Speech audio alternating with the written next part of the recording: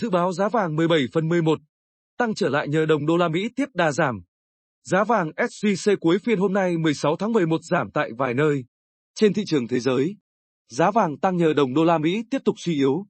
Trong khi thông tin về một cuộc tấn công bằng máy bay không người lái vào tàu chở dầu trên vịnh Oman cũng thúc đẩy sức hấp dẫn của kim loại quý, giá vàng trong nước, vì vậy, cũng có thể phục hồi trong phiên sáng mai. Giá vàng SJC giảm thêm 150.000 đồng lượng. Theo kết quả khảo sát các cửa hàng vào lúc 17 giờ 5 phút cho thấy, giá vàng SJC đã giảm thêm khoảng 50.000 đến 150.000 đồng lượng. Cụ thể, tại tập đoàn Phú Quý, giá vàng SJC mua vào, bán ra đều đồng loạt giảm 100.000 đồng lượng. Tại hệ thống PNG và hệ thống cửa hàng Bảo Tín Minh Châu, vàng SJC chốt phiên có cùng mức giảm nhẹ 50.000 đồng lượng ở chiều mua. Còn chiều bán điều chỉnh giảm lần lượt là 100.000 đồng lượng và 150.000 đồng lượng.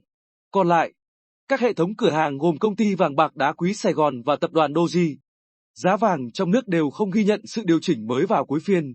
Dự báo giá vàng ngày 17 tháng 11, trong phiên giao dịch sáng ngày 16 tháng 11, giá vàng giao ngay tăng 0,13% lên 1.781 USD trên ounce vào lúc 18 giờ 34 phút giờ Việt Nam. Theo Kitco, giá vàng giao tháng 12 cũng tăng 0,44% lên 1.784 USD trên ounce. Giá vàng tăng trong phiên giao dịch chiều ngày thứ Tư ngày 16 tháng 11 nhờ đồng đô la Mỹ giảm. Trong khi thông tin về một cuộc tấn công bằng máy bay không người lái vào một tàu chở dầu trên vịnh Oman cũng thúc đẩy sức hấp dẫn của kim loại quý. Hải quân Mỹ cho biết họ đã nhận được thông tin về một sự cố ở vịnh Oman liên quan đến một tàu thương mại.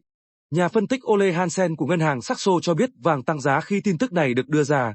Nhưng cần phải rõ ràng hơn về vụ việc để nó có thể tác động lớn hơn. Đây là một hỗ trợ cơ bản trên thị trường, nhưng không phải là hỗ trợ nhiều sức mạnh. Ông Hansen nói và cho biết thêm vàng cần đồng đô la Mỹ yếu hơn hoặc lợi suất thấp hơn để tăng cao hơn nữa. Đồng đô la Mỹ giảm 0,4% so với các đồng tiền đối thủ, khiến vàng trở nên rẻ hơn đối với người mua trên thị trường quốc tế. Vàng đã lên cao nhất kể từ ngày 15 tháng 8 vào thứ Ba ngày 15 tháng 11.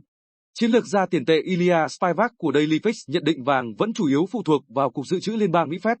Thị trường có thể thấy vàng đang tiếp tục tăng cao hơn kể từ mức tăng đột biến của tuần trước, nhưng chưa thực sự tìm thấy động lực tăng lớn.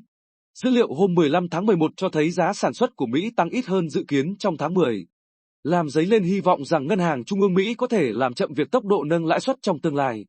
Theo Reuters, vàng trong nước thường biến động theo xu hướng giá vàng thế giới. Vì vậy, giá vàng SJC có thể tăng trở lại vào phiên sáng mai 17/11.